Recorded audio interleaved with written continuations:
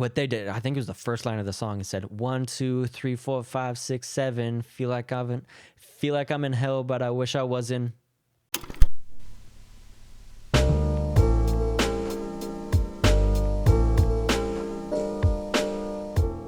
Hey, what's up? Welcome to the Resolution Podcast, 20th episode, where we help rappers gain clarity on their calling.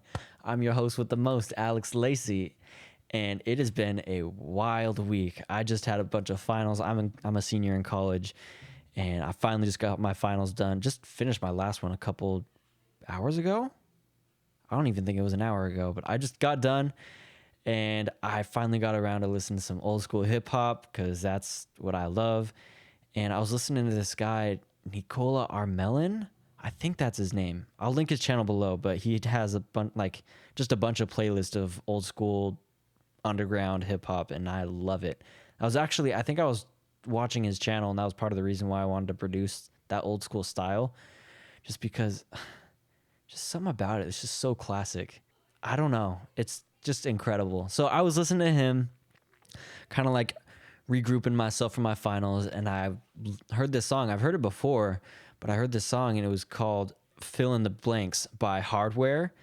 And it's not hardware as in like tools and stuff. It's hard, WE''RE. So it's like We're Hard, but just backwards. So it's an interesting name, but I really dig their music, and I was so impressed with how they delivered their song, and I've never heard anything like it. I'm like, I have to make a podcast about this. So here we are. Today we're going to be talking about how that song Fill in the Blanks is so engaging, and maybe how you can use some concepts that I kind of interpreted from that song in your own lyrics. First thing I kind of realized was people love to feel included. I mean, we're social animals. That's kind of given. I mean, people often who struggle together stick together. So if somebody has the same experience as you, especially if they're like in really tough situations, and so are you, there's going to be some sort of a bond there. I mean, look at football players. Like, they feel like brothers after like a season, and they might not have even known each other at the very beginning. And the same thing with like veterans, like men and women come back feeling like brothers and sisters because of all the struggles that they went through, keyword together. So by nature, we are just social creatures. But more specifically to hip hop, the whole origin of the MC is to make people feel understood. And I don't think a whole lot of people really think about that. This is, let me show you what I mean. I kind of jotted down a couple notes about the history of hip hop. So in the very beginning, DJ Kool Herc had a party, back to school jam. Excuse me. I should know that because the 50th anniversary is coming up in August. But anyway, his back to school jam, he started throwing on some records, Apache, that's the only one I can name off the top of my head, but just a bunch of drum breaks. And then he started kind of needle dropping. So he was able to make an endless drum loop. And he noticed that whenever the drum breaks came on, people would dance to him. So he started looping drum breaks and created an endless loop. I think it was called the merry-go-round technique, if I'm not mistaken. Correct me in the comments if I'm wrong, but I think that was what it's called. And Grandmaster Flash was there, and he was like, whoa, what the hell? And so he took that to a brand new level. Like, what DJ Kool Herc was doing was he kind of came up with a fundamental idea of extending the break, but it was very primitive. He didn't drop it always on beat. But Grandmaster Flash, he ended up actually touching the record, which was very taboo at the time. He ended up touching the record so he could control when the record was going to start and stop. And he put I think it was either a sticker or a crayon to show where the break was, so he knew exactly where it was. I think it was a crayon. And then he was able to perfect it and make it an actually endless loop. And that's why producers now have loop-based productions. Everything is just all about the loop, and obviously arranging it in different ways. But that's pretty much the premise of how hip-hop production is what it is today. But anyway, that's kind of a tangent for another time. So he took that technique that Kool Herc had, and yeah, brought it to a next level. And then people were like, what the hell? How is he doing this? It was like he was like a magician to those people. And he was like just trying to let people enjoy the music more seamlessly than DJ Kool Herc. But they're like trying to figure out what he was doing. So instead of enjoying the music and dancing, they're just watching him. So he's like, man, I got to find some way to like distract these people and like make sure they're having a good time. And so he started the crew, Grandmaster Flash and the Furious Five, which is Melly Mel, Cowboy. I can't name the other ones. That's so bad. But anyway, he started this crew to try to get them more focused on the music. And this was a kind of an interpretation of an older idea. For example, in Jamaica, there was actually the DJ, which was the person like giving announcements, while the selecta, or the Jamaican DJ was called the selecta. The selecta was like selecting the records, which is where I think Static Selecta came from. So tidbit of information for you. And then at the parties that DJ Kool Herc was playing, he would have like people come on and like just kind of shout out people in the crowd and like give announcements or like make fun of somebody. And that was just kind of the whole premise of what the MC was, or I didn't even think they really had a name at that point. But then Grandmaster Flash and the Furious Five came on, and he used that to get people more in tune and get with the music more, instead of just watching him, because they were just so mesmerized by what he was doing. And what MC stands for, coincidentally, is Master of Ceremonies.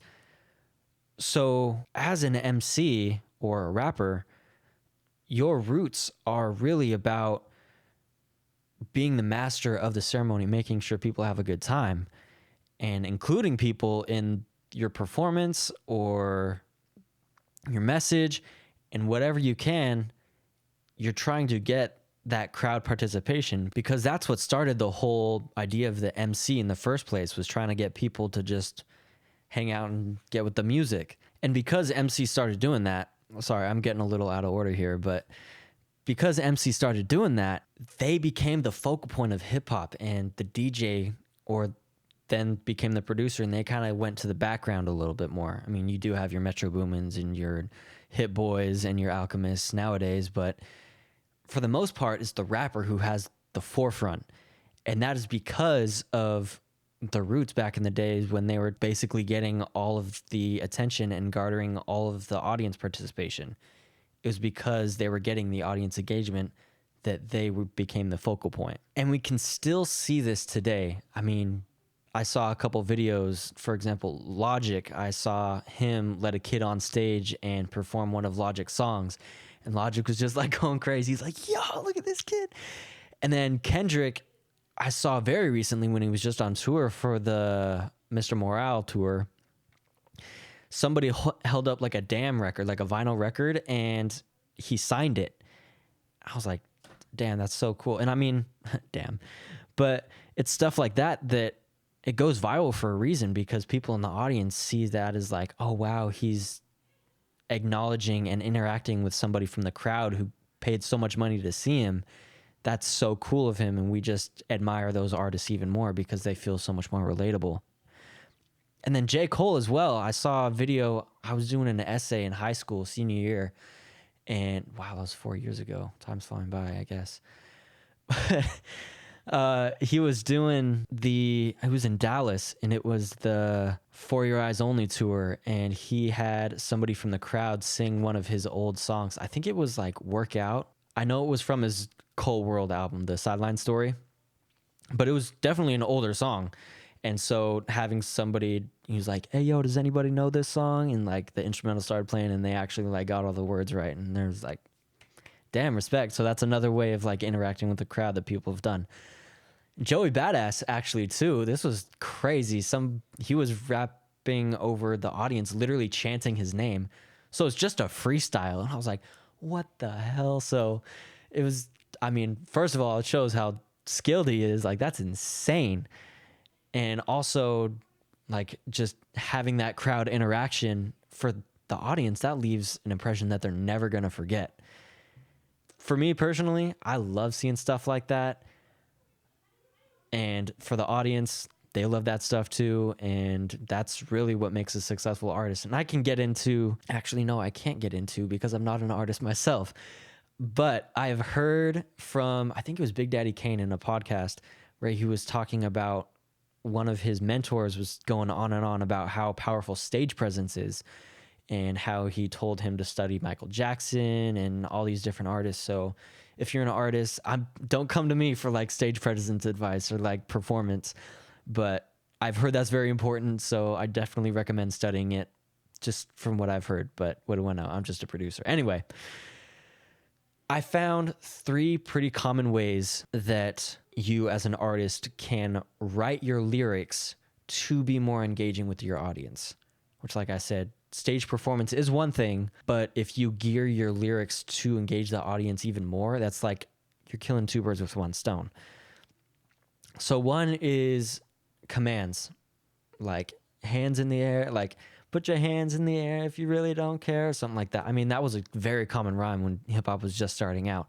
And we can still hear it in like Fire Squad by J. Cole. He was like, hands in the air now, hands in the air. So that is one. The commands, like, yo, hands up. And I mean, I just said that one. But I'm sure you can name several others. But those are commands saying, yo, do this thing, which also I can leave a link up here to my podcast where I talk about how to start a song. It's basically the same thing as having, the command is still the same concept. For that podcast, it was more about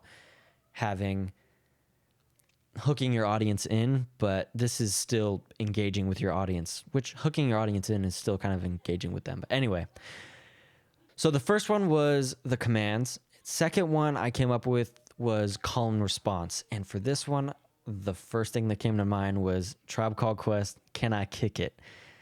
Which that is basically, I mean, we all know the can I kick it? Yes, you can I kick it?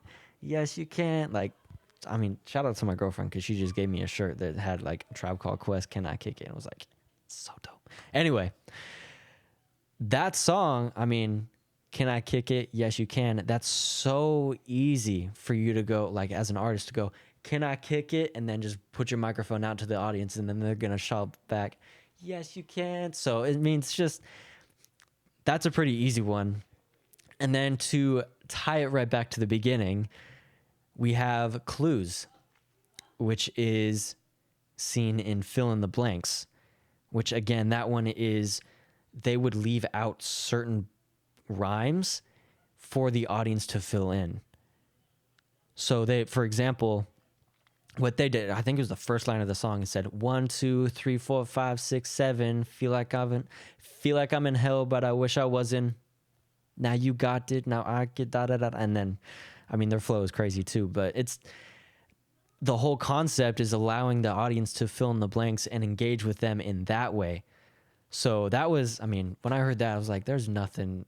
I've never heard anything like this, and nobody's making music like this. So, I mean, thought I'd just like to share, and I really hope that this helped you at all. Just kind of gear your mind towards engaging with your audience or just your listeners, because that's so powerful, because then they feel like they're engaging with you. It's like a sing-along thing. Like people want to feel included, and they especially want to feel included if it's a part of your story as well.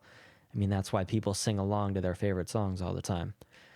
So yeah, I really hope that helped to sum up the 3 ways to guide attention as a songwriter. You can use commands like hands in the air, which is really going to help when you're performing. 2 is call and response from Tribe Called Quest, Can I Kick It? Yes, you can. Pretty simple. 3rd is to leave clues, and I unfortunately couldn't find many other ideas or examples using this other than fill in the blanks, and I will leave a link to that song in the description, so I highly recommend checking that out. And thank you so much for watching, and I will see you next week on the and but so framework. So yeah, thank you so much for watching. Peace.